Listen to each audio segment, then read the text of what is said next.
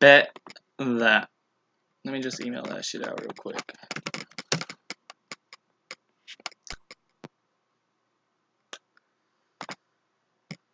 Alrighty, boys, and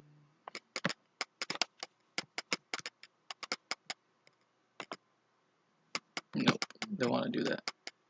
What I want to do is reply all. Can I do that?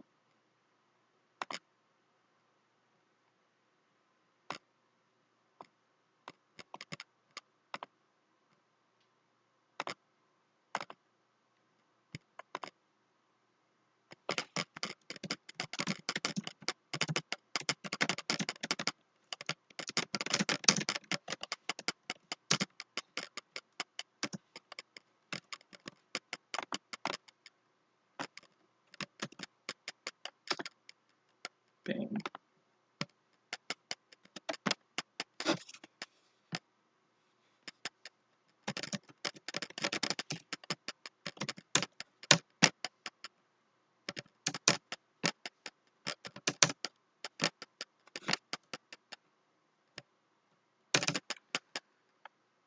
So what I'm going to do is pull this up, have it ready, and give it a few minutes and wait for everybody to get in here. That's what we're going to do.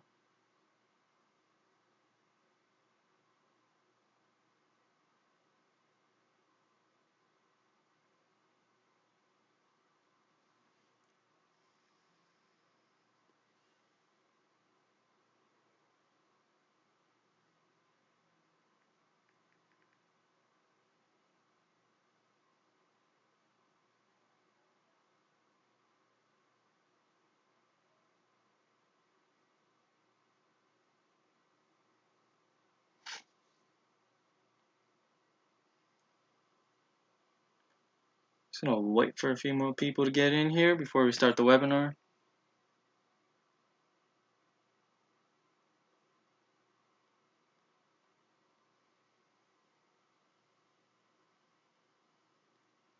Is there any audio on this? Yeah, perfect. Just gonna wait for a few more people to get in here before we start the webinar. How'd everybody's day go?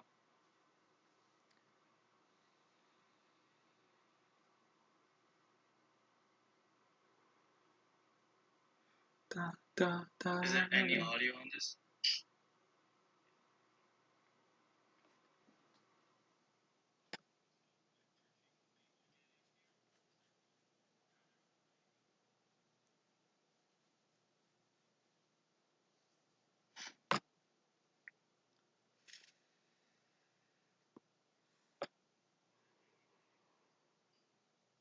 Perfect.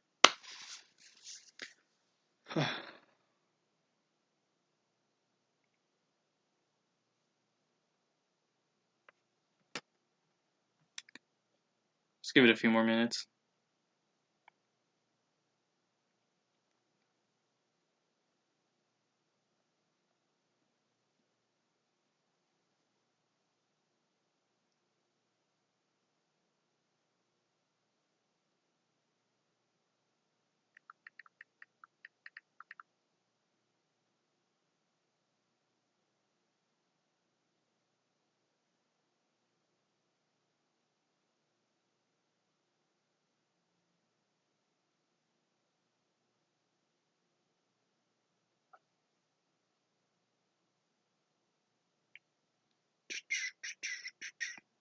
Alright, bet.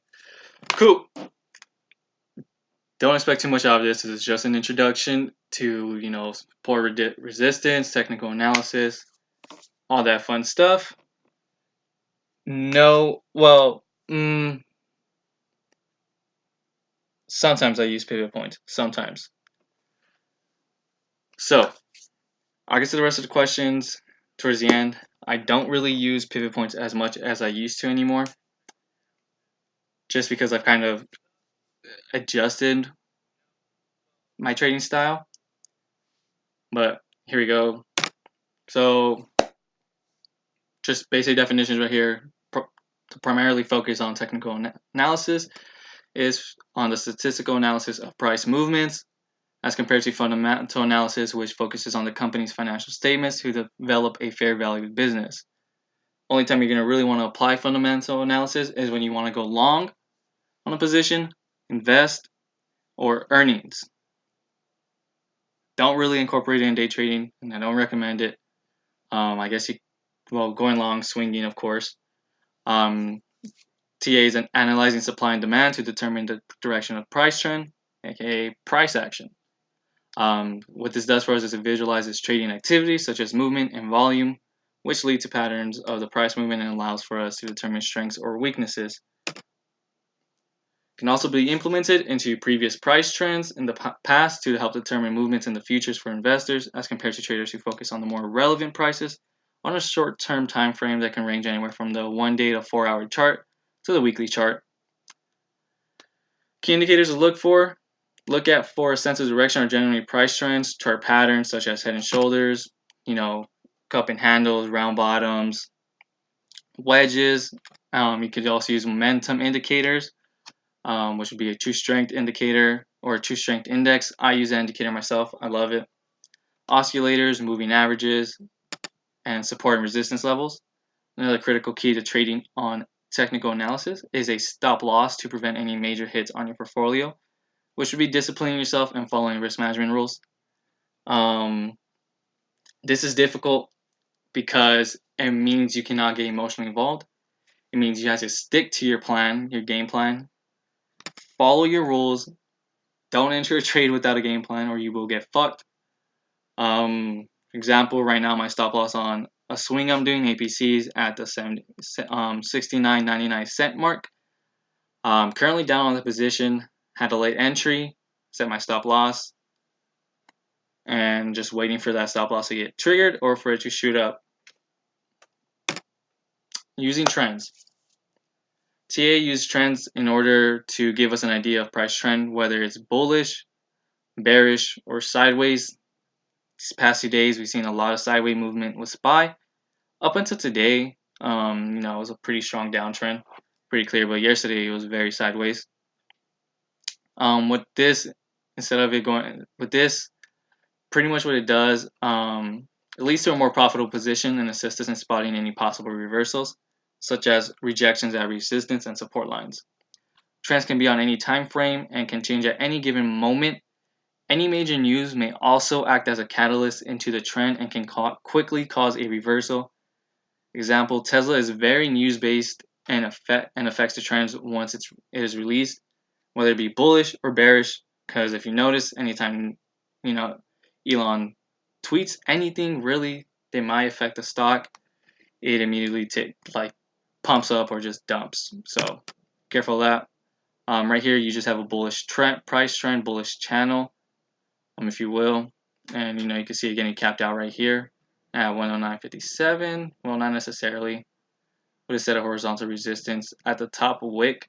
By the way, you set your resistance support levels at the tops and bottoms of wicks. You don't set them on where the body of the candle closes. You don't do it. Just because it causes for needless stop losses and entrances. Just because, as you can see right here, prices aren't unable to hold at that wick, not the body. So here's what a bullish price trend would look like. Then you got your sideways trend. This is QCOM on the 2-minute chart. Then you got Intel on a bearish trend on the 2-minute chart as well. So spotting basic trends, setting that resistance level, looking for the bounces, just like a basketball. It's going to bounce up and down. Whether you slam it on the ground, it's going to bounce up to the ceiling. It's going to come down, bounce off support. Eventually, it's going to stop bouncing. So that's another way to look at prices. Support and resistance. Basic stuff as mentioned before we started. Support and resistance lines are price level barriers that act as a floor and roof. Resistance being the roof and support being the floor, of course.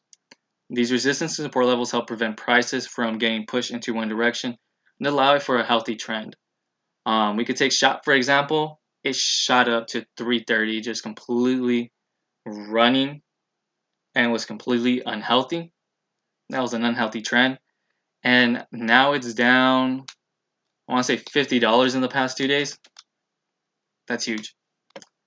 So when breakouts above these resistance or below this, when breakouts above these resistance or below the support zones, they typically allow for entry and exit points once it's clear. So let's say we have resistance on Apple at 200, which is resistance people have been looking for these past few days. Wait for a 5-minute candle body to close above the resistance or below the support for your entry level. Then the next support level or the next resistance level, depending on the trend you are following. Wait for it to reach the next resistance level or support level to exit your trade. Typically, I like to go in with 3 contracts in general for all trades, just because in case it breaks through that resistance level, I could trim right there, sell 1 contract or 2 contracts. If I see it's weak or strong, I'll sell 1 contract and allow it to continue its run, its trend. And I'll wait for that next level, trim, next level, trim, etc. If I see a rejection, I'll be cautious. I'll move my stop loss up, of course. I feel like a lot of traders don't do this, new traders especially. As prices begin to move in their favor, they forget to adjust their stop loss. Eventually, you should set your stop loss to the bottom wick of the candle you entered on. If you really want to play super safe, that takes a lot of discipline, just because you're going to get stopped out a lot most times. So that's another way to look at stop loss. But as prices move in your favor, what you're going to want to do is eventually move your stop loss to your break even. And then eventually you're going to move it to a 5% profit, 10% profit, 15% profit, etc. until you close out the contract or you get stopped out. When prices approach these support and resistance levels, they will either bounce off them like a basketball or break out and continue to trend to its next support or resistance level, as I mentioned before. Many things can be used for resistance support levels, whether it be horizontal lines, trend lines, moving averages, VWAP, even Fibonacci levels. Support, as prices drop, they fall to support levels. They were once previously resistance levels. Your bottom, you see prices sometimes will pause right here or consolidate during these price trends due to a concentration of demand.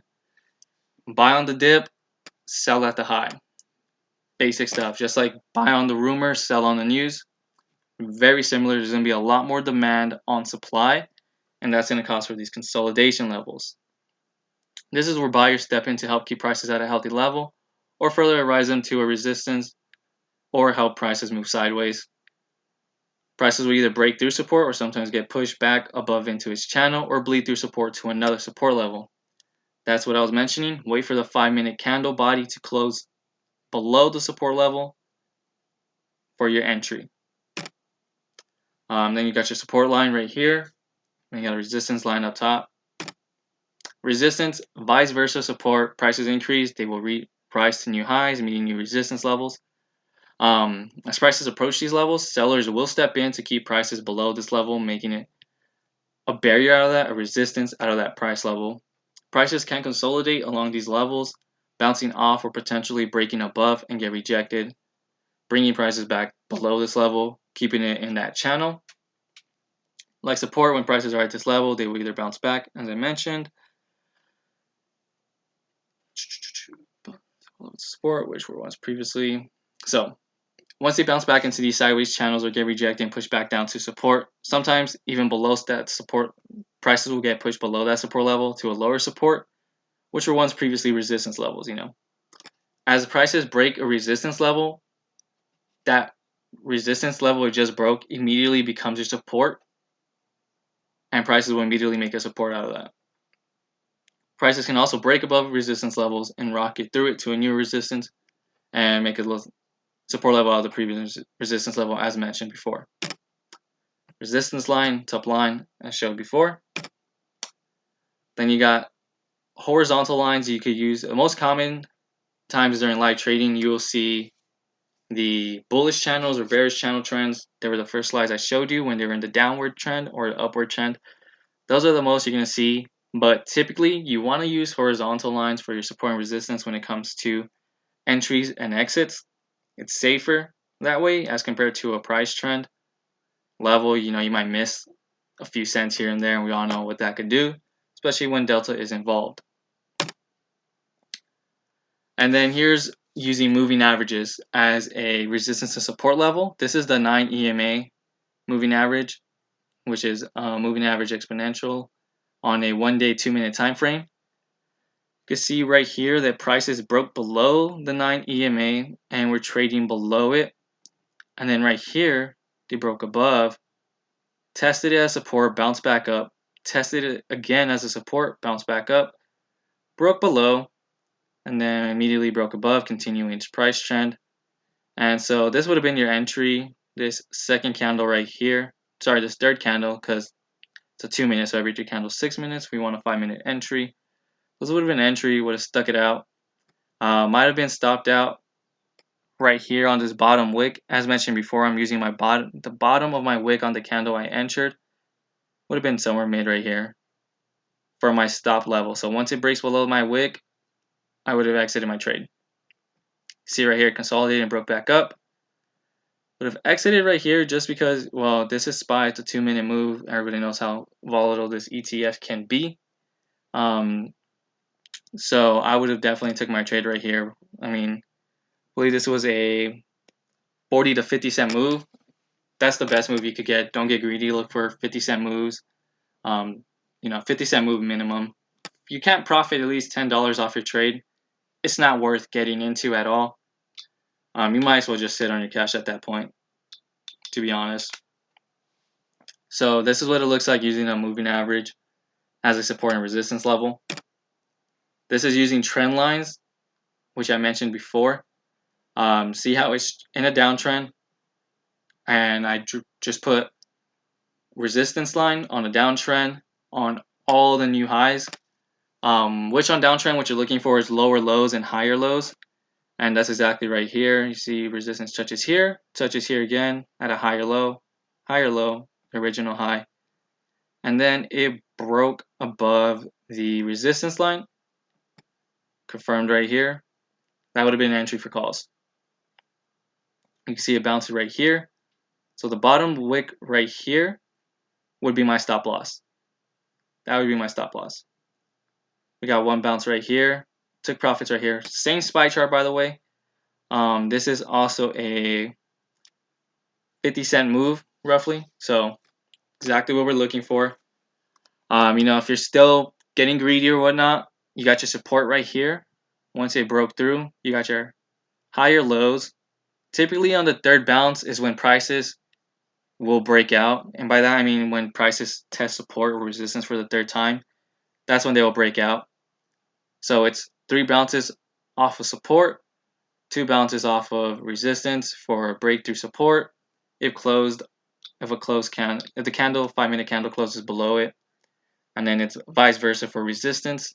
3 bounces off support, second bounce touches on the resistance level, 5-minute candle closes above it or through it, just as this one did right here. That's entry and exit depending on how you want to play it. So this right here would have been, your exit once you saw a break. As you can see, it went in a straight downtrend. Right here, resistance right there. So that's using trend lines. I typically use trend lines during trading as well. I know one of the questions you guys are going to have as well is how are you going to set your trend lines or your resistance and support levels during intraday. Look for consolidation points to set your resistance and support levels. Right here is a consolidation point. I would consider it. I would set my support level, my resistance right at this top wick on this candle. As you can see, it follows through right here. It bounces off.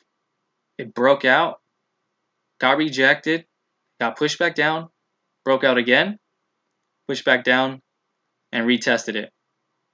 See? That's that second breakout right here. That's 2 breakouts. Well, 3 considering this one right here, the initial one. But this is the third attempt at breaking out right here. And this is also the third bounce. So that fourth attempt, it broke out. And I'll go more into detail about why that is later on in the slideshow. we're going to move on with the support and resistance. The purple line is VWAP. This is using VWAP for support and resistance as well on a 1 day, 2 minute time frame. Prices broke below VWAP and now are treating it as a resistance. And then we got it right here. Prices broke above. Wasn't really feeling it. Bounced up again. Bounced below, used it as support. Bounced off the VWAP. Bounced below it and continue to move its trend. And then here we go again. Same chart on SPY, by the way. And bounced off and broke through it. And now it's treating it as a resistance right here. As you can see, it tried breaking out again, got pushed down, broke out again, but got rejected. So you can use VWAP as resistance and support as well. Fibonacci levels, the way you use them, or this is a Fibonacci retracement tool, by the way. The way you would use it, this is SPY 1 minute, 2 minute, or sorry, 1 day, 2 minute as well, is you would drag it from its support level to its resistance. And it automatically calculates those levels for you. As you can see right here at 38.2% level on the Fibonacci, bounced off it, broke above the 50, tried breaking above the 61 for quite a bit, bounced off the 50, broke through that 61.8, and then broke through 78.6 and got rejected at the 88.6 mark, broke through 78.6, tried getting back in, couldn't hang, and continue its trend. It also creates a trend line for you, which is really cool. So you can see right here, automatically created a trend line, very similar to the one I showed you previously, which would be this one right here. Also has a similar bearish one. You can see right here this very transparent red line, and then a transparent green trend line right here. So it creates them for you. Like before, it broke below it and tried getting back up, couldn't hang, and bled through. So I love using Fibonacci retracements for intraday for those independent calculated AI support resistance levels. I think they're great. It's a great tool. I love it. I use it often, especially for swing trading. So recommend getting familiar with it. Take some time, look up some articles on it on Investopedia or YouTube videos, however you prefer your learning. Moving on to the next slide, trend lines. Understanding trend lines is going to be the most beneficial to your intraday trades, which is day trading. The reason for this is because prices generally trend upward or downward. Therefore, it's uncommon for us to see these trend lines change often over time. As the market is in a bullish channel, trending upward, new resistance levels form, those higher highs I was mentioning. Those resistance levels form as price action consolidates and begins to pull back to the trend line. This is using a support trend line, by the way. On a bullish channel, we want to use a support trend line, looking for those bounces, not a resistance. So this is due to prices hitting that horizontal resistance and traders locking in profits, indecision, and any possible news catalyst that is publicly released that can impact the stock or its sector, such as example blue chip sector, Apple, Facebook, Netflix, Microsoft, etc. Bank stocks. These pullbacks will fall back to the more known support levels, aka the trend line, or the more common broad, horizontal support level as well. Whether that be, let's say we get a break above 200, pushes up to 202.30, gets rejected, it'll probably fall back to retest that 200 or something higher. So that's what I mean by a more broad or known support level. And this is where you'll see more traders active, since there will be a lot of demand, making it difficult for sellers to break that barrier and allowing prices to move significantly lower, allowing for a great entry. Along these pullbacks, you may experience what's referred to as dips, when investors begin to take profits as they approach the resistance of the channel. Doesn't mean that's going to be a reversal. Should be definitely cautious of volume on this. If volume is still strong, bullish volume is still strong, buy on the dip, add onto your position, and let the volume run. Let the momentum continue until you start seeing those longer wicks and those smaller bodies, such as a doji, and where investors start to get indecisive whether or not they want to let prices continue to this resistance level. This is a bullish channel trend right here. You got the resistance, and then you got your support. Prices hit resistance and pulled back for that dip within this area, as I mentioned before. You see right here that they bounce off, you got a dip, add on your position. Remember, your entry level was, give me one sec. Your entry level was right here, should have been right here, because you have your resistance. Well, you have support right here. You can see prices broke below it and broke above it. So that would be your entry level on a horizontal resistance perspective. We're using this consolidation period. This is Facebook on a 1-day 2-minute. We're using that bottom wick as our support level. Broke below it. You enter your puts real quick and you scalp it for what I believe was a, got 1860.80 for the entry. 40-cent move. Roughly 40-cent move. No, 60-cent move, I believe. For a 60-cent move. Again, look for 50-cent moves. Don't be greedy. Take your profits. So would have been cautious right here. I would have trimmed. Especially once I see prices recently or previously, shot up from here. So, I might expect a bounce right here because clearly there was a lot of buyers at this entry. So I would have taken profits on a put right there. Would have entered some calls and entered some calls right here on this breakout, which again, we're using this horizontal support level, and my entry would have been above it, or I'm sorry, entry would have been above it, of course. Stop loss would have been this bottom wick. Would have exited the trade, most likely, just because stop loss got triggered, risk management, etc. We get a breakthrough again, you can enter as well. Or, if you're feeling confident, there's that volume, bullish volume still on the dip. You see right here, volume is green. Let it ride, take the risk. Look for those bounces, as mentioned before. Look for those bounces. 1 bounce, 2 bounce, 3 bounce, and then entry level would have been right here. To be exact, if you want to be more technical with it, more safer on it, just because, let me see if I can screenshot this really quick. No, it's not going to let me. So, try and explain this, because this is, I think like 2 days ago. It's going to be difficult to pull up the chart and find that exact.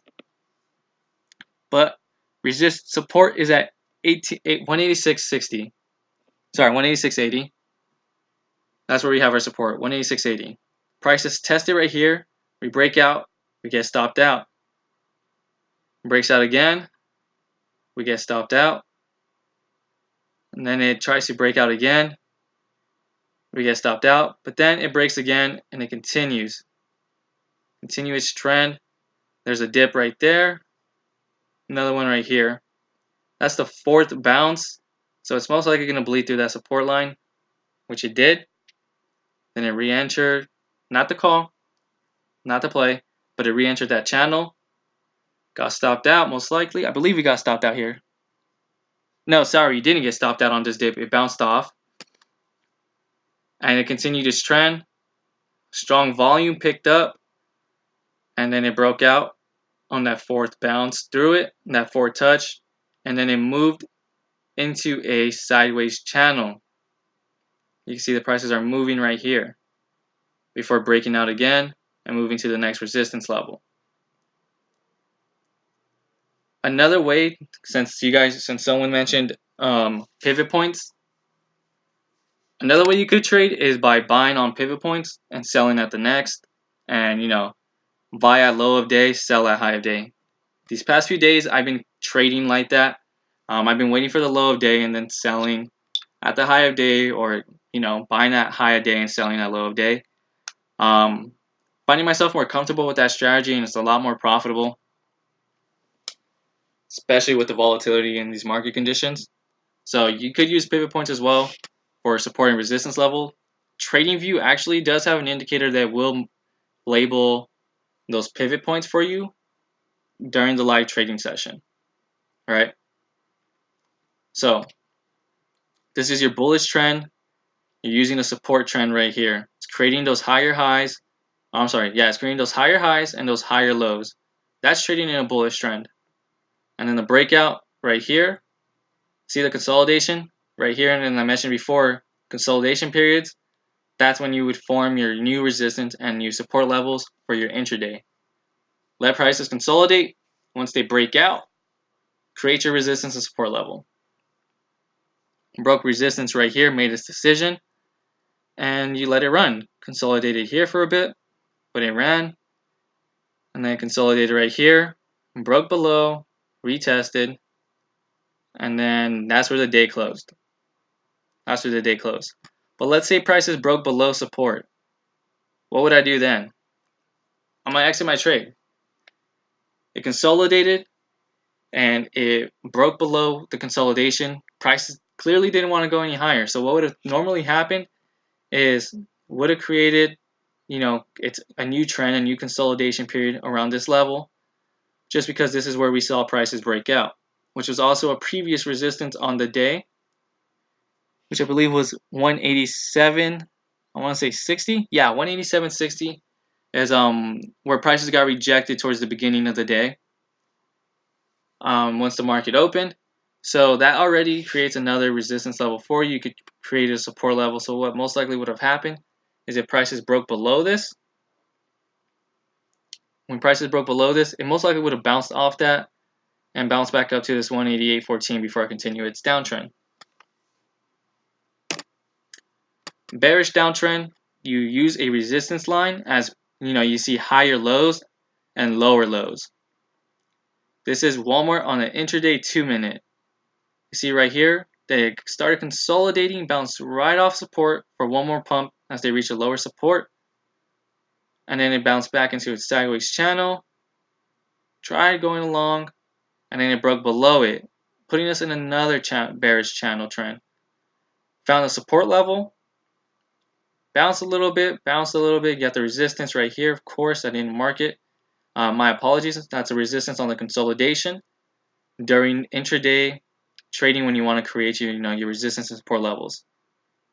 Top wicks and bottom wicks for resistance and support. Broke out, created its bullish trend. Found its way back into this channel and started trading sideways. So in this pump, right here, prices break above and move into its sideways channel where they begin to consolidate. Right here, selling pressure is heavier compared to buying. As it's shown in this box, you can see that bears are more active as bullish candles have smaller bodies compared to the bearish candles. My bearish candles are the orange candles and my bullish candles are the white.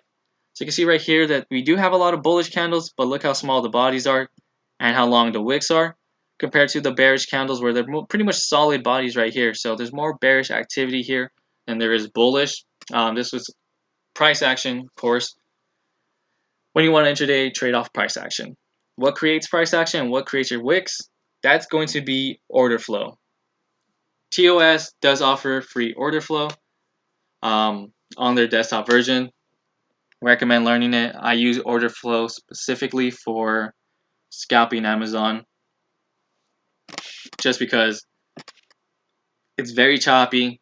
I need to know what's coming in, and to be honest with you, these 1-minute candles are not going to cut it, especially when prices bounce the way Amazon do. And then right here, prices bounce off support for one more pump right there. And this is explaining this channel right here. Prices fell to a stronger support level where buyers decided to step in and push prices back up to that resistance line. There was previously that support where the prices consolidated. It's referring to this right here. As you can see, it's consolidating right there again. Remember this. The yellow box, remember it. When prices are at a higher support, not a higher support. When prices are at a support level, demand will be higher. As for when prices reach resistance, demand is less as supply begins to diminish. People are buying on the way up. They're not going to buy when prices are, reaching those resistance levels because that's where sellers are going to step in. And I will go more into that later towards the end of the webinar. But just remember, when prices are at support level, demand will be higher. When demand is higher and prices are lower, buyers are going to step in, push prices up. So, hidden key levels, also known as those consolidation points. Yes, these are real, though they're not as complicated as they sound. These key levels are just price levels that have difficulties moving past and are usually found around round numbers. Um, this such as in rounding to the nearest 10, such as a $70 mark. And this is because new traders feel that that's a fair number for the value of the stock at these levels. As a matter of fact, most target prices or stop orders, stop losses, are set here by large investors such as banks or wells, hedge funds, etc., due to the quantity of orders that are already placed at these similar levels, leading to make these levels strong barriers. For example, if a hedge fund sets their sell order at $75 flat, it'll take a lot of demand at that price level for these sales to fill, therefore creating these hidden resistance levels, and it's vice versa on support levels, of course, for buy orders. People are going to have orders waiting to be filled at these support levels and resistance levels and ready to sell. So some other small barriers I personally notice is there tends to be some consolidation points every 25 cents for some of the bigger caps, such as Apple, Microsoft, Facebook. You may notice that Apple tends to struggle around the 33-cent mark or the 75-cent mark. This is because the human brain likes to see whole numbers. No one's going to give a fuck about 195.32. Just, cashier tells you your total is 195.32. You're just going to, give someone a whole number, right? It just makes sense. You're probably going to give them 195.35 or 195.40 just because it's easier for you to mentally calculate that, So it makes life easy. No one wants 2 pennies. At least not any new traders. A new trader's not going to give a fuck about an extra 2 pennies. This is because the human brain likes whole numbers. We also like quarters. Quarter to 5. Your total is 1923. You give the cashier 1925 and you tell him keep the change. It makes it easier for us to keep track of our balance. So that's why you see these consolidation points near these whole numbers. Moving averages. Moving averages are used by almost every trader that I know of, whether it be the smooth moving averages or the moving average exponential. SMAs, EMAs, most common are going to be 9 EMA, 21 EMA, 5 SMA, 8 SMA, and 13 SMA. Moving averages are used, the reason for incorporating moving averages in our charts are to aid us in predicting future short-term momentum, though they are also very useful for identifying support and resistance, as seen earlier during the support and resistance portion of it in the beginning. Moving averages are constantly changing lines that smooth out price data. These moving averages can be used for various purposes, whether it be support and resistance, or to anticipate upside or downside when prices cross a certain moving average.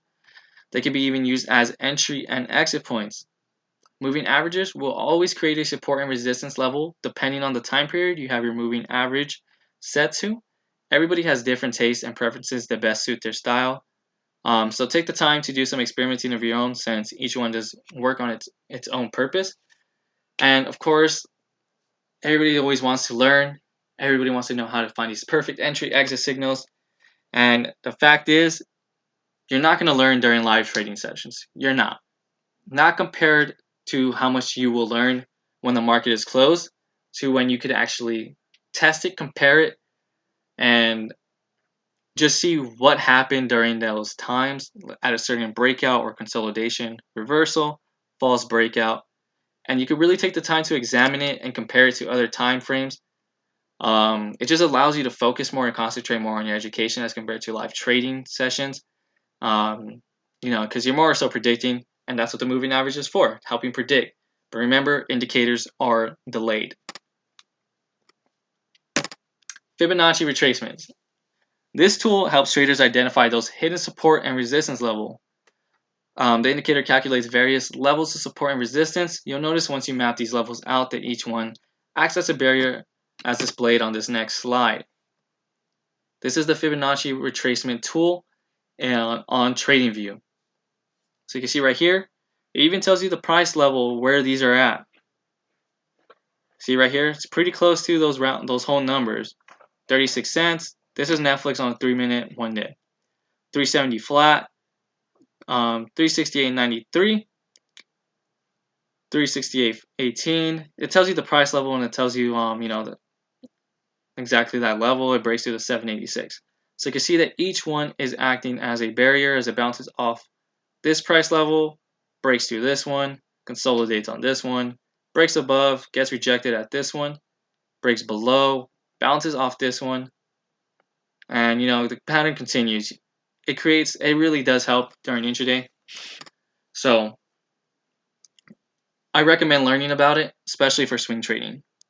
And like I mentioned before, it creates that downtrend, that trend line for you as well. So prices broke above it, could have entered right there for a quick scalp. This was a $1.36 move. Once you see it hit that barrier, you take your profits, or you trim your position depending how you're feeling. Prices moved down, bounces off of that trend line it creates for you, and it continues its trend.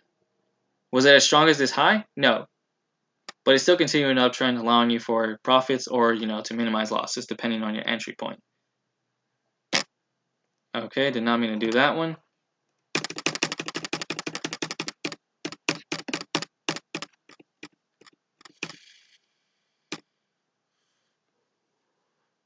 Testing support and resistance.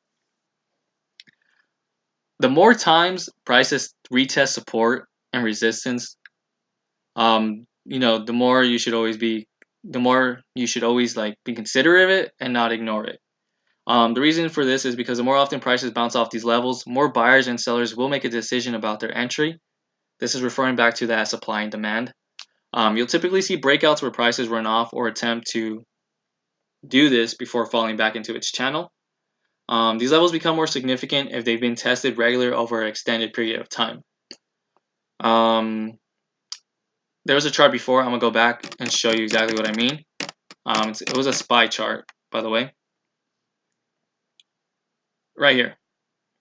These levels. This resistance of 389.90. You can see right here that it did bounce it once, and it took some time to retest it, and then it did it again, and then it also tested it again. So this is what it's referring to as the more it's retested over an extended period of time, the more likely it is to break out. And that's exactly what happened right here. And this was between a 3-hour, almost 3-hour time interval. Keep hitting the fucking wrong button. So that's what you want to look for as the test, these levels over extended period of time. This is AMD on the 4-hour, I believe, I want to say. Yeah, this is the 4-hour. 4-hour chart right here.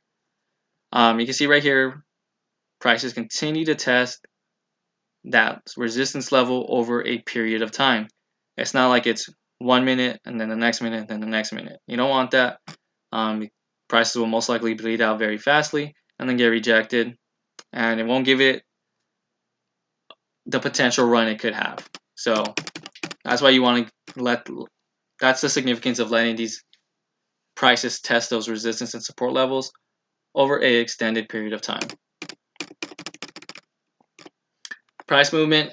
When prices are trending in an aggressive uptrend or downtrend, these will be met with more volume and will meet some competition and activity and may get halted at a more significant resistance level or maybe run for all-time highs or high of days, newer highs, or 52-week highs if prices are nearing that resistance, as compared to a slow advancement where short-term traders will not be as interested due to the slow action. Everyone wants to be a part of the action. We react with FOMO, fear of missing out. This is a perfect example of how psychology can move the market or an individual ticker in general. There's nothing wrong with finding yourself in a slow trade that you're in all day. If you get the right entry, let it run its course throughout the entire day. You will feel more confident in the trade. It'll be a safer trade since it's not as aggressive as a more aggressive run where the volatility will be very significant.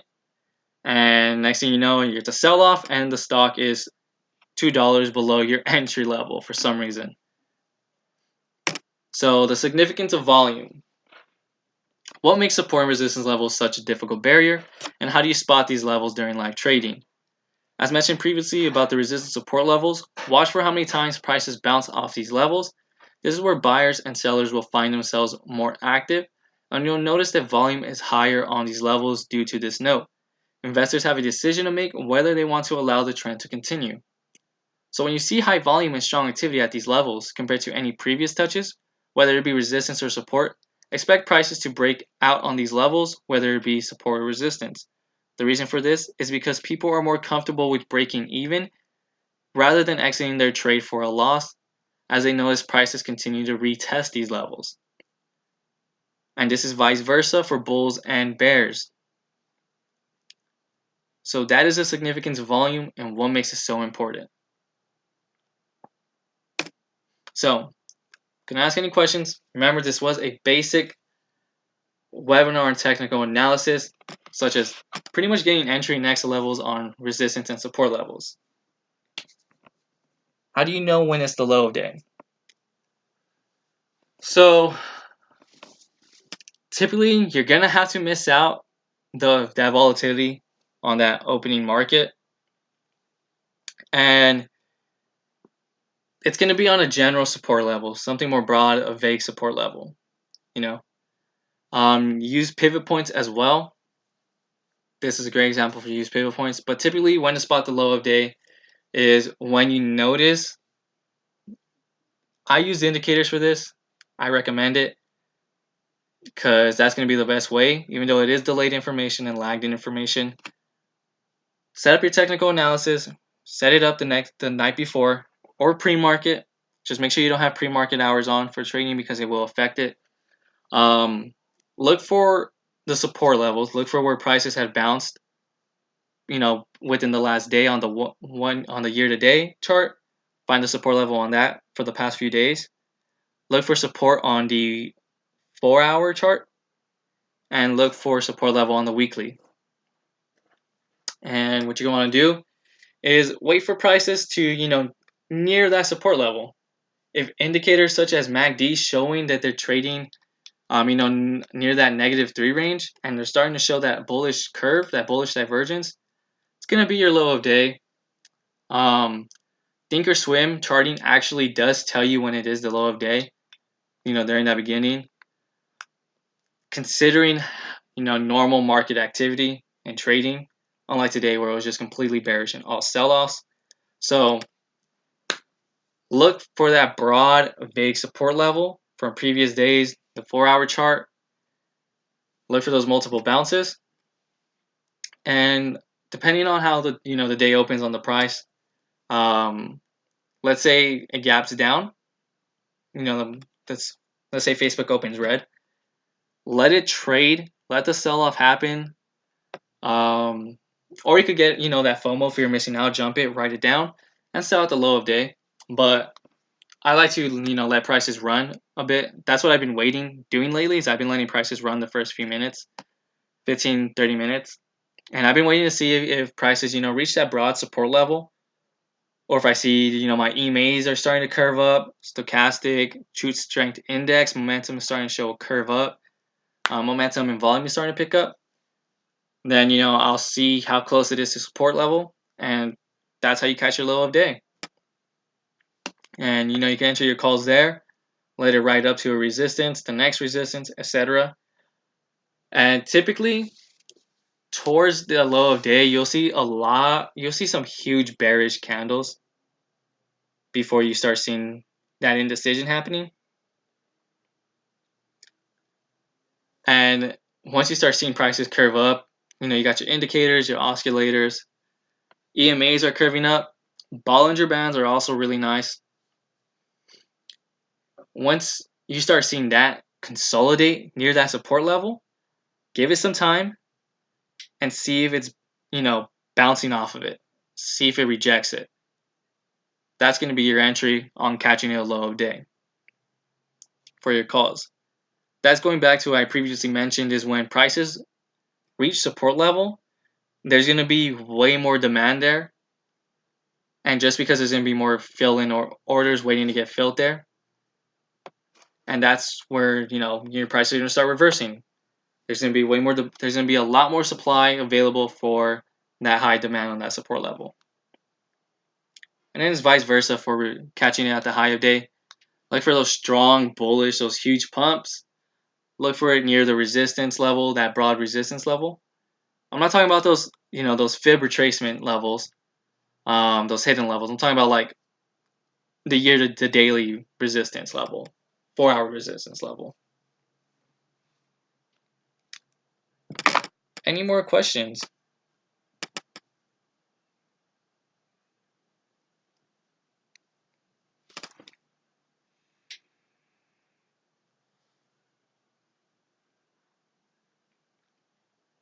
Pretty much covered entry points and exit points, and on resistance support level breakouts, and what you could use for these, how to spot the reversals, and the significance of volume and price action. The video should be up available to rewatch. I'm gonna put once it is uploaded, if it is uploaded, I'll put the PowerPoint in there so you guys can, a download link to the PowerPoint so that you guys could download it yourself and study it. Scalping strategy. That's more of a private guide. I mean, I do use it on my live streams at night when I'm using my watch list. But let's do it. Let's do it.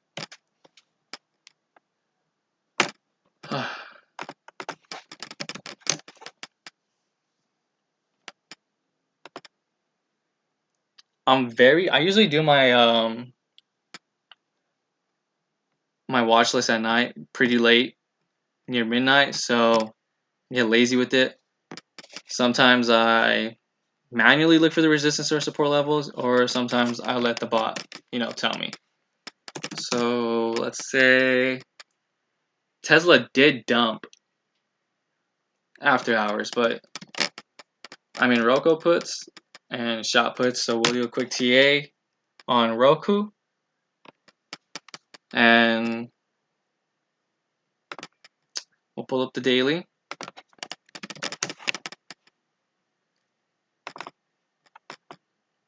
This is literally my scalping strategy. If you don't have a bot to, some bots do, some chats do have this bot, some don't. I like to use the bot at night if I'm lazy. You can manually look for the resistance support levels. For example, right here, support, and then resistance, right? Price is rejected, prices broke out, got rejected. So you could use that. Oh, this is on the 1 minute. Awkward. Did I switch it to 1 day already? Actually, I think I have one set up already on Facebook. I do. Perfect. So my scalping strategy that I do all my TAs the night before for my plays. Microsoft, I guess I could use Facebook on the 3 minute. So what I do is I find the first support level and then the second support level. Right here, it's going to be 188 and 30. So $188.30 is going to be the first support, and then the next support after that is going to be the 186 mark and 42 cents. And here's what I do for this. Let me make sure I got this right. Yeah. Okay. Right. Yeah. So what I do is, this is sound goofy as hell. I tested it and I created the strategy back in, I want to say April. That's when I first started day trading, how to make a strategy when markets start getting really volatile. What I do is I subtract the first support level, which is 188.30, from the second one, which is going to be 186.42, and then I divide that difference by 2, and whatever I get, right now it's 94 cents, is for the first support level, which is 188.30. I will add that difference, and that's gonna give me my perfect entry. So prices broke below it. Let me get the 5-minute candle so I can show you what I mean. Prices broke below it right here, got stopped out, just let it ride, waited for the bounce, and once it broke below it on that third break, it went to the first support level. So rather than waiting for that support level right here, I created an early entry by using that calculation, and then I use that support level as my, my price target. And then I do the same thing for the next support level, which would be 186.42, add 94, and that's my next target. We did it for Microsoft today actually, and it worked perfectly. I had already had support levels, or I already had it all set up. So I made the alert right here on Microsoft for puts, and we wrote it down. I trimmed my position right here, and then I think I took profits right here, just because I didn't want to get greedy. And then it rode right here, and I was actually getting ready to enter calls because I was not expecting that huge sell-off. I totally forgot about the Powell speech about Fed rates and all that. And this is a perfect example of, outside catalyst, news catalyst, immediately affecting the trend of the stock. This was the low of day for Microsoft. I alerted calls and we were riding out fine. And what would have happened on a healthy trend is we would have seen something like this, rejected, and most likely would have capped out around 135.89, 135.36 in that channel. But that was the perfect entry using that broad support level. This is a perfect example of low of day and using a vague support level. This is second support level right here. And then this is a perfect example of how much news can impact stock prices. We had a serious sell-off right here. This is where the sell-off began, which I believe is when the speech started. And consolidation happened right here. Watch, what's a stock I didn't play today? Roku. So I'll show you an example of how to, spot those consolidation points. Whoops. Roku's pretty choppy, actually. I don't like it. Let's do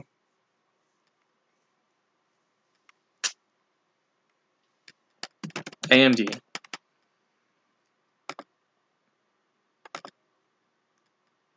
Delete all of this. 3-minute.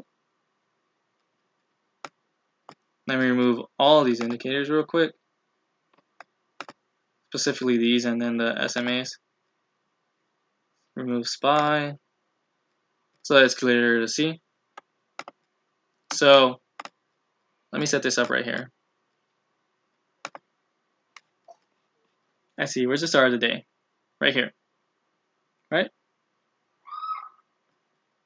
Perfect. Okay, so can't play it anymore because I need to fix my subscription. But I'll just show you what a perfect example, regardless of the playback or not. Right here, top wick, high of day. How can you tell? Just look where it's at the Bollinger Bands. Look at this, your indicators. Look how high it is on the MACD. And look for that bearish divergence or bullish divergence, depending on the trade. So once I see rejection from there, let it consolidate a bit. But before that, we got the opening right here. See, price is already struggling right here on a 3-minute. Quick resistance, right? And look, it got that sideways channel, bounces off and bleeds through. And then we got support right here on this bottom wick on this first candle, right? We got some more consolidation sideways action right here. And then prices broke below that support. And we created that support line on that first candle of the day on that pump when, we had those 3 sideways bars. So consolidation and decision equals perfect, perfect time frame, perfect place for your support resistance levels. Prices broke below, let it dip, bounced off right here. Instant resistance on the once I saw a reversal right here. And then we got our support right here when price is reversed, and we have our channels. And bled through, consolidated right here. Give it about 6 minutes. Get maybe 3 to 4 candles on consolidation. 3 to 5 candles on consolidation is what you want to wait for before creating your resistance lines. Would have created it on the first original candle, which would have been this one right here. And I would have created support on the last candle right here. So that's creating them on the spot. The sideways ones. Catching the trends though, we got that huge market pump. Just going to create a strong trend line like this. Just like that. Whether you do it like this or like this would have been more ideal. You really cannot create that trend line until you get a few consolidation points. So consolidation right here, consolidation right there, and then consolidation right here. That's creating your bearish channel, got your sideways channels, etc. As far as catching price patterns go, which I didn't really go into, but I recommend studying and learning, is here's a perfect one right here. I believe falling wedge off the top of my head.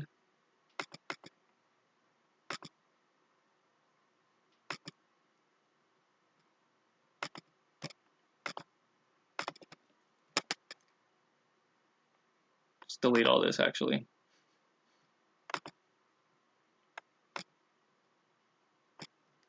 Whoops.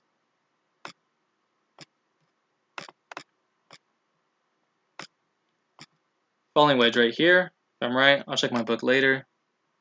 You got one bounce on support right here, one right here, one right here. Then you got your resistance lines right there, right there, right there. And so what happens with the wedges is, let me change the color of this. With this pattern, whoops, is it looks like this. This is what happens. Let me change the color of this real quick so it stands out. This is what happens. Boop, boop, boop. Well, it's that first bounce. So you get the bounce right here. Whoops. Boop, boop. One bounce, two bounce, third bounce, breaks out. Happens again right here. And so, let me pull up the guide real quick.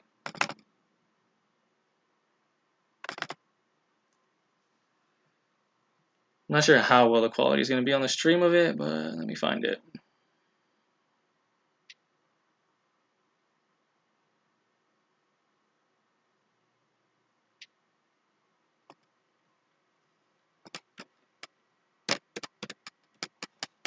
See that? One bounce, two bounce, three bounce, bleed.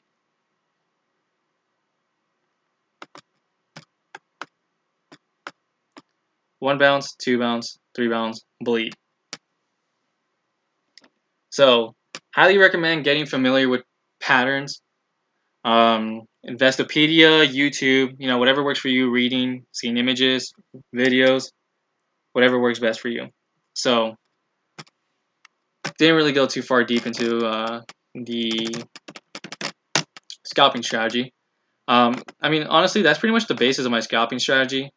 Is I find the support levels and resistance levels, whether it be the first one and second one. I subtract the two, divide the difference by 2, and I add it from the.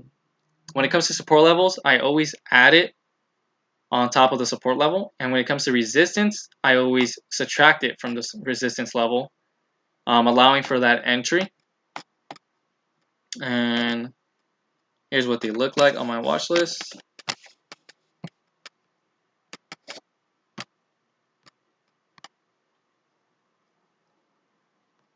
Here's UNH, break above 250.93 for calls, break below 249 for puts. And then here's the calculated one using the math by subtracting the difference and dividing it by 2. And then here's the actual support level. Oh, I'm sorry, this is the support level. And then this is the next support level. Where's Roku? Here's another one for Roku. Overall, the trend was bearish. And I said if it gets rejected at this level, just enter puts. But break below 280 or 98.97 for puts. Here was another early risky entry that I was using off of the previous day support. Here's the first support level, here's the calculated one, and then here's the second support level. Now let's look at how Roku did.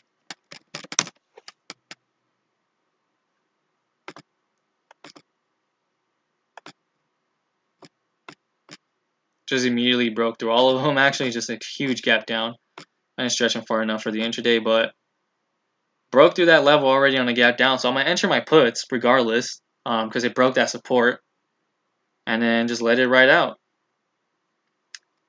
So another example is, like I was saying before with those, those flat numbers, those round numbers, is, let's say, I believe it was Facebook I called it. I think it was Facebook where I called it.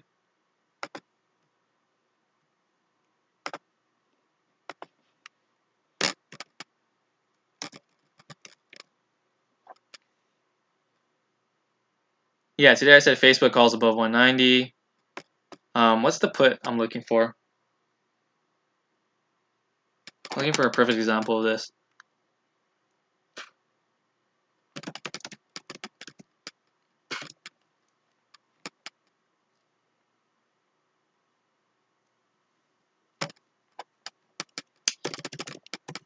Flush.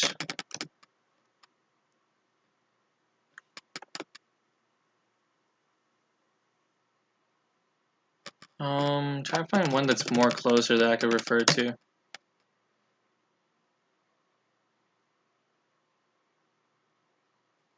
Alright, can't find one, but let's say for example, you're using those clear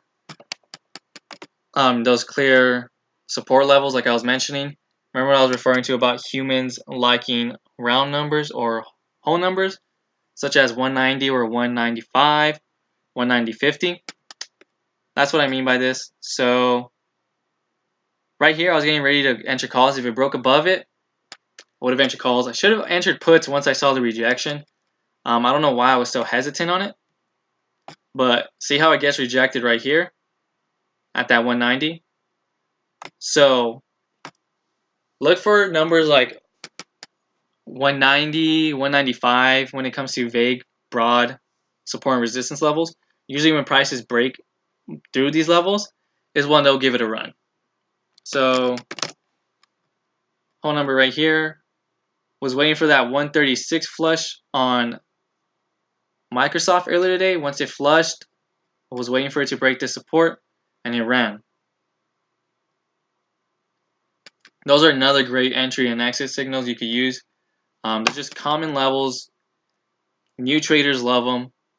I recommend practicing it or just looking through charts actually after this webinar and seeing how much it works. You can use Netflix for example, I believe. Delete all this. Zoom in.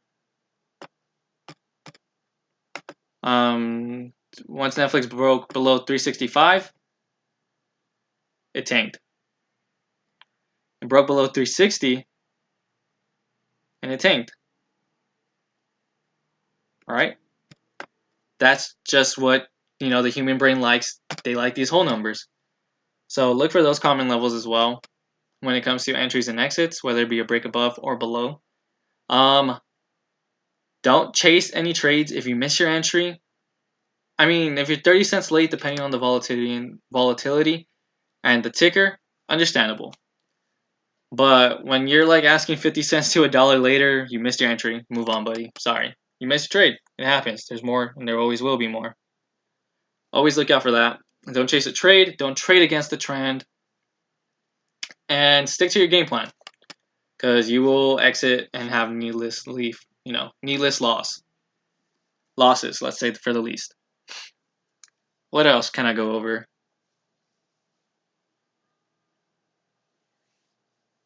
Or what other questions do you guys have?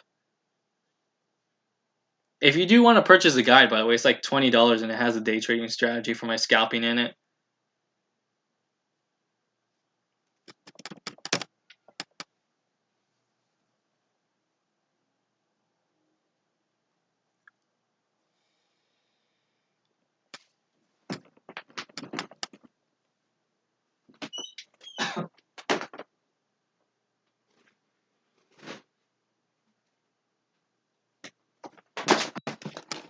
Well, what is up, Gilbert?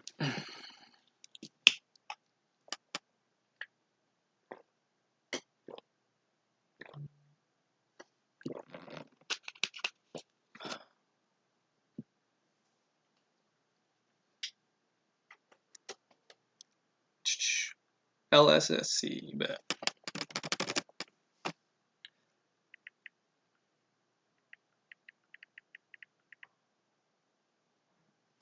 Was it ISSC? Yeah. Penny stock. Is it this one? Oh, LSCC.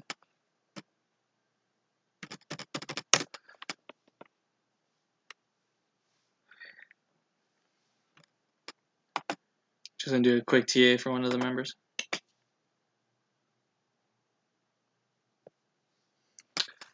That's a double top.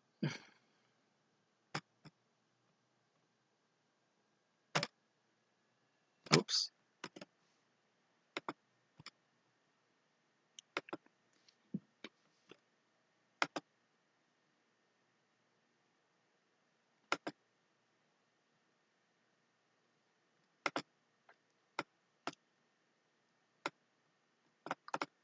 So really quick, just using one day to spot resistance and support levels. Now I'm gonna switch to 4 hour to catch something more closer in intraday, like this one right here that you can't see on the 1 day.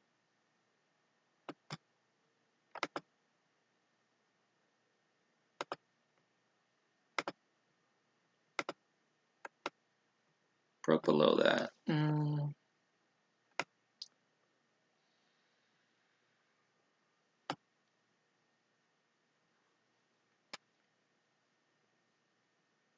Using that 50 MA as a support, possibly. Whoops.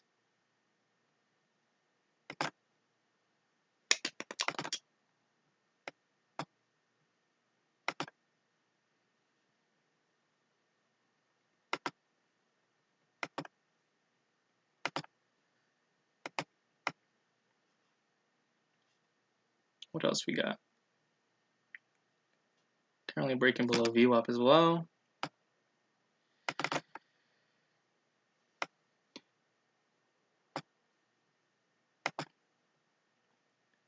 TSI in a downtrend. Buy signal on stochastics for a possible pump. Overall bearish divergence. So based off of this,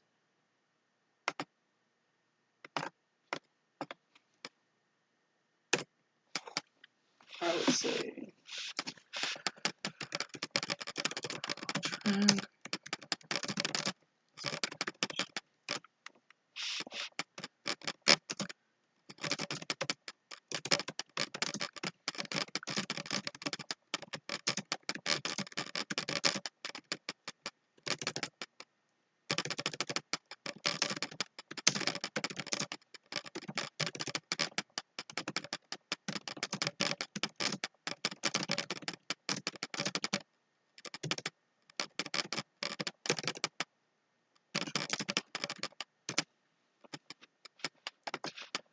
Get the signals on the 1 day.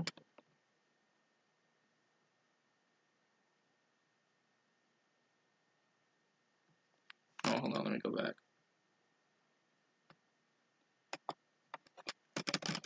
Using 50 MA.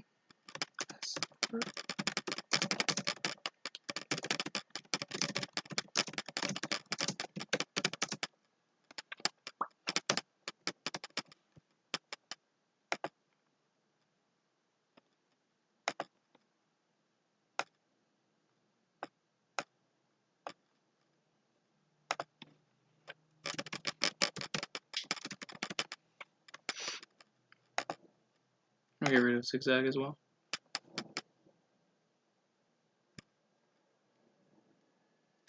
VWAP.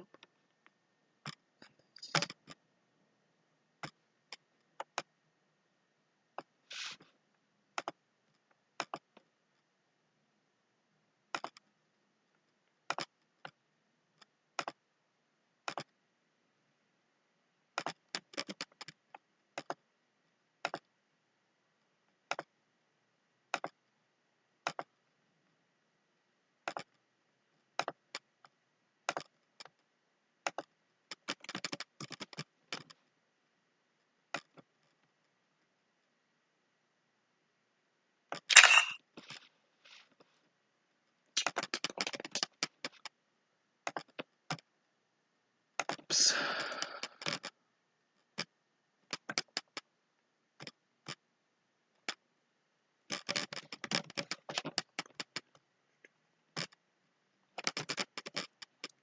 Just enter that right there.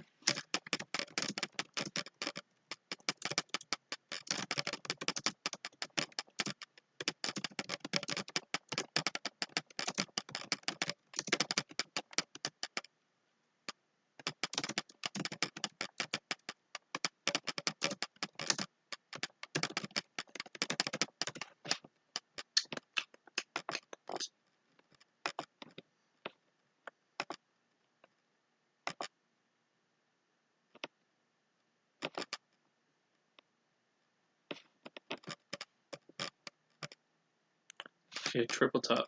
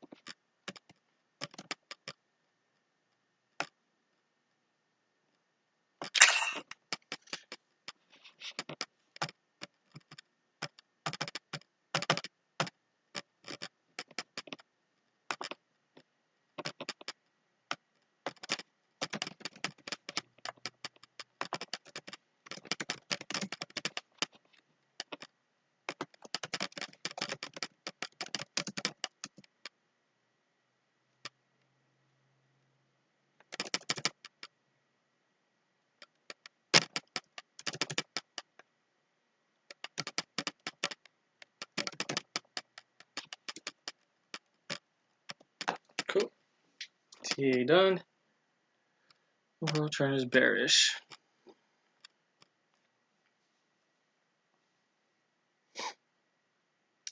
Do I have a scanner? Yeah, I have a scanner, and I'll do a TA on SPY right now. Yeah, I do use fib lines, and I actually love fib lines, and I use them quite often. I actually love fib lines. I think they're really good.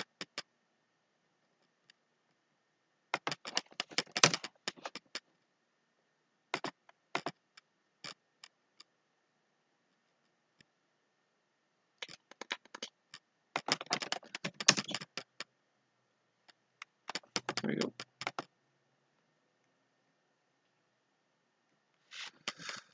Calculator and task.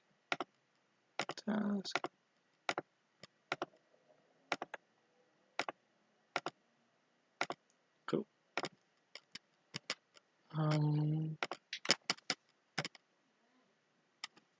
Give me 1 sec, fellas. I'll be right back. And I'll do the TA on SPY.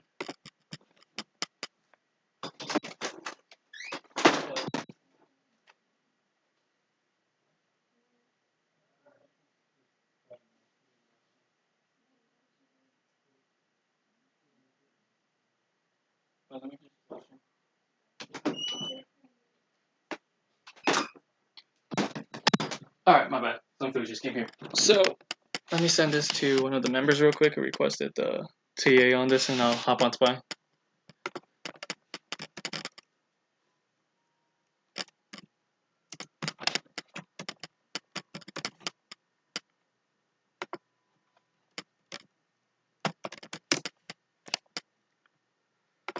SPY, I did do a TA on this. Actually, I'll just pull it up. And then we'll go over where it's at right now.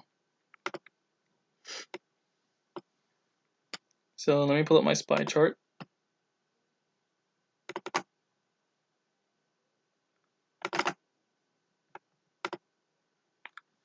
So this is when I did the technical analysis. I have it on one of my previous videos that should be uploaded, with all the possible scenarios, bullish and bearish.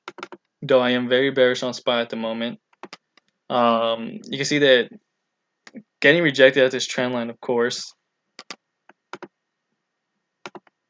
Let me see right here. Okay, this is fucking horrible quality of the candles, but it gives the visual I need to give.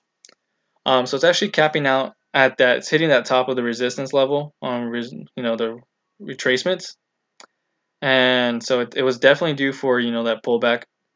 And I actually did enter long SPY puts for December 270 strike, and I accidentally sold them. But I re-entered today, and I'm up a good amount already. So it has this trend line following up. So you can see it's starting to bounce off of it. So I am expecting a retracement, to 291, which is exactly where I put the bounce off. And that's exactly where SPY, is kind of trading right now. 291.69 is where it kind of had its support but broke below it.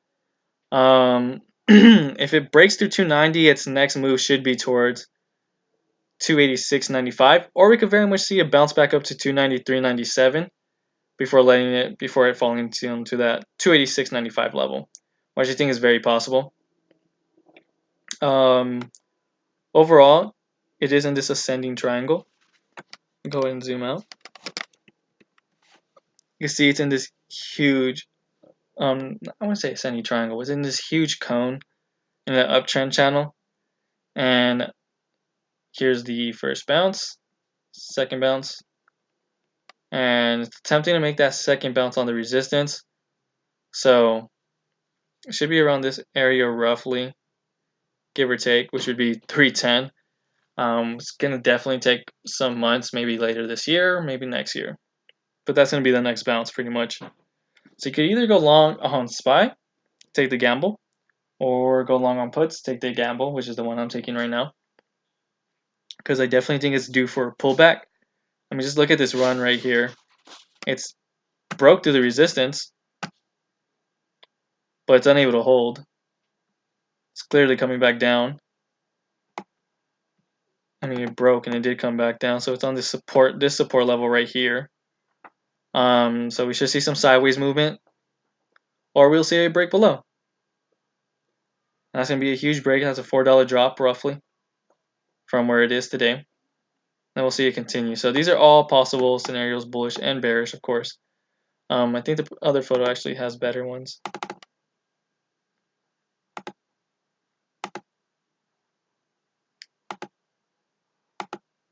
Yeah, here you go. This one has more.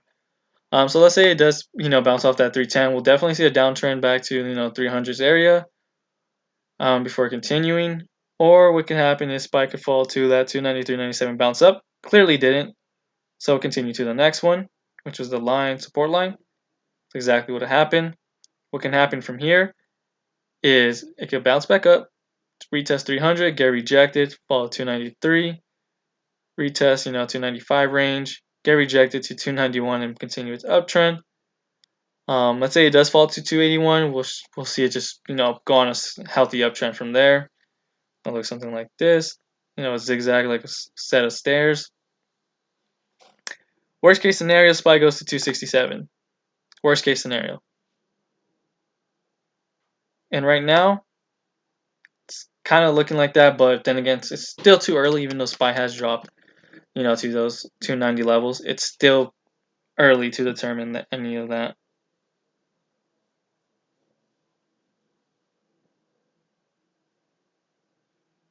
Long-term bullish, short-term bearish. I'm long-term bearish. I think the market is due for a pullback. We're reaching all-time highs. So it's gonna reach an inflection point. I'm not saying enter puts now across the board, no. I'm not saying it's gonna continue to crash and not try to retest those resistance levels at all. It's just most likely is gonna be a recession coming. Unrelated but yet related at the same time. My theory on this G20 summit and rate cuts is Trump wants Feds to cut rates, and the Feds want to wait for Trump to make a deal. Wait for them to, sign it with China. So, with that being said, Trump has two decisions to make. He could skip the deal. Give me 1 sec. Yo, what's good, bro? Give me like 10 minutes and I'll hop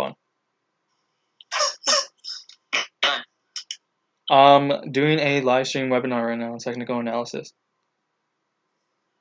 You're looking at houses? Yeah, I'm looking at houses. Fuck off. Alright, bye. Bye. Alright. So, he has two choices to make. He can either not go through with the deal, which could jeopardize his re-election, to have Feds cut those rates like he wants them, or he signs the deal and Feds don't cut rates. Though short term, it's based off of Powell said, it looks like rates will most likely get cut in July or September. So we should see a surge push to resistance, to test those new resistance levels, and we could see some huge inflation within the next months, and then we're going to see a major pullback. We might have a repeat of December. Whether the pushes are to 300, 310 range, which would be the trend line on where these cross, and we could see the pullback to 270. Or, I mean, those are really the two scenarios. Regardless, we're getting a pump. Regardless, we want the trade deal, and we want rates to get cut. We're getting the pump regardless. Trump got the market boost and growth he's been trying to achieve with this whole trade talk and rate cuts and all that fun stuff. So there's gonna be a surge, there's gonna be a pump, but when inflation like that happens, the pullback is heavy, and you guys are like saying like, no, we're skirting higher lows and higher highs. There's a healthy uptrend. It's just like a slope. It's like just stairs, one step at a time. We go up one, we consolidate, go up one, consolidate. No, it's gonna inflate. And what happens when things inflate? This happens. Look at this fucking pump and look how hard it dropped. This is shop on the 1 day. And yes, of course, I placed shop puts. And 2 contracts total, I'm up, I think like, I want to say almost 2K. Oh, no, sorry, like 1.2K, 1.2K. Because I took profit on a 320 shop put that I entered around 329, 330. Took profit this morning around 307 for 150%, which is almost $1,000, range like 970 something. And then I re-entered around 297-ish for a 270 July 19 put. I'm up like $300 on that, maybe 270. And this stock has dropped $50 in these past 2 days just because of this huge inflation. Roku, for example, literally repeating history for March. Doesn't this look familiar? Right? So that's my theory on SPY.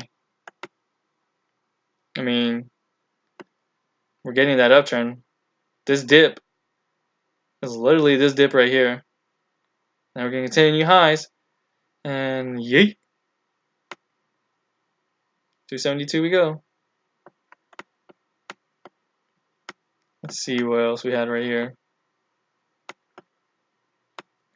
I mean, this dropped to 232. Would have been nice to get long on calls there, but I wasn't trading then. Only started trading in January. So that's my overall theory on SPY. The market in general is we're gonna get a surge regardless. Most likely taking the gamble and swinging calls over the weekend, just because we should be getting a surge regardless. And gonna let the markets do its thing. I'm not saying I'm gonna be bearish. I mean, I'm overall bearish. I used to be very bullish, but you know, from a fundamental side of it, I think we're gonna be very due for a pullback very soon. Not very soon, depending considering I'm thinking the pullback starts sometime September or November. So we'll see. That's my basic input on it.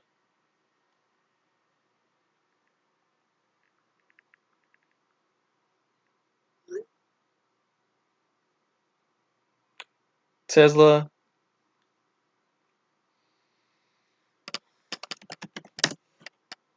I think it did a TA on Tesla. I mean, I already have the fib level set up right here. So you can see right here, it's actually rejecting this level right here. Probably see a bounce around 214 before it's continuing its uptrend.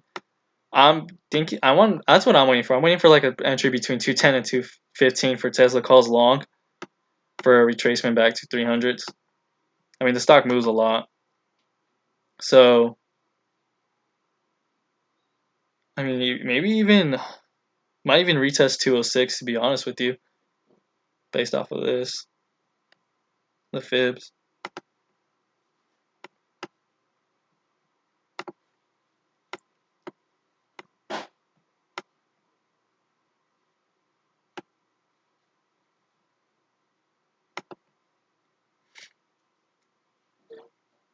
Probably get into 1543 for calls if it bounces right off.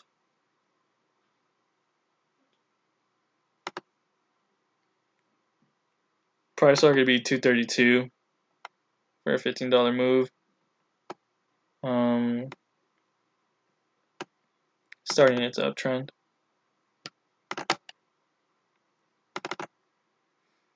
MACD's bullish trend, but it's dipping. I mean, it needs to. It's normal. It's healthy trading, healthy market movement. Looks like it's definitely wanting to dip though and retest those support levels. 4-hour, yeah, like bearish already on MACD. Stochastic still in a downtrend. Another sell signal right there. TSI trading down towards the zero. Should trade down to negative 40. 4 hours getting rejected on that fib level again. Yeah, I mean, it definitely looks like we could see another red day for Tesla for 215.43. Close on an inverted hammer near resistance, fib level resistance, I guess you would say. So, you know, inverted hammers on at resistance is usually a bullish trend. It looks bearish as of now. I mean, no oscillators, indicators indicating downtrend movement. Clearly got rejected at that fib level. Should see that bounce around 215.43. I mean, if it breaks below that, then, you know, well, moving to 210.23. And if it breaks below that, then we're moving to 207.61. Just to show you where I'm getting these numbers.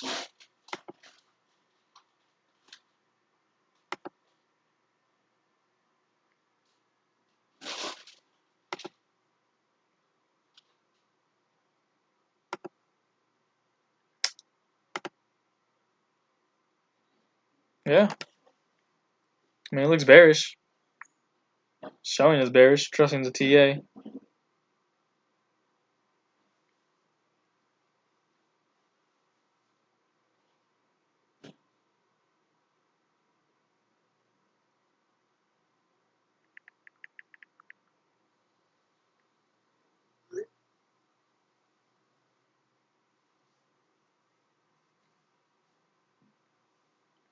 I mean, it's kind of double topping right here too as well, honestly.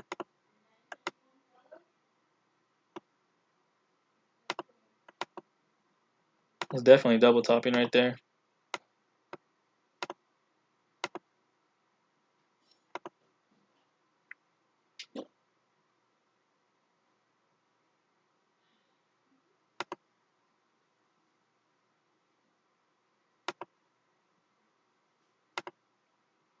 Most likely see something like this.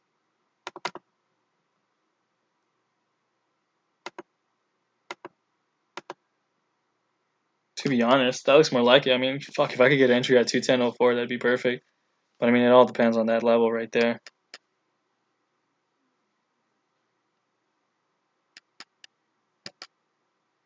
Is that what your chart for Tesla looks like?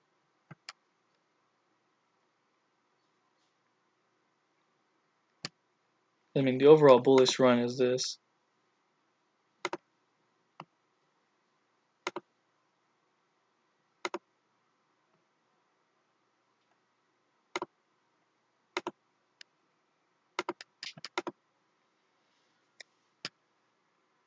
Get rid of this right here.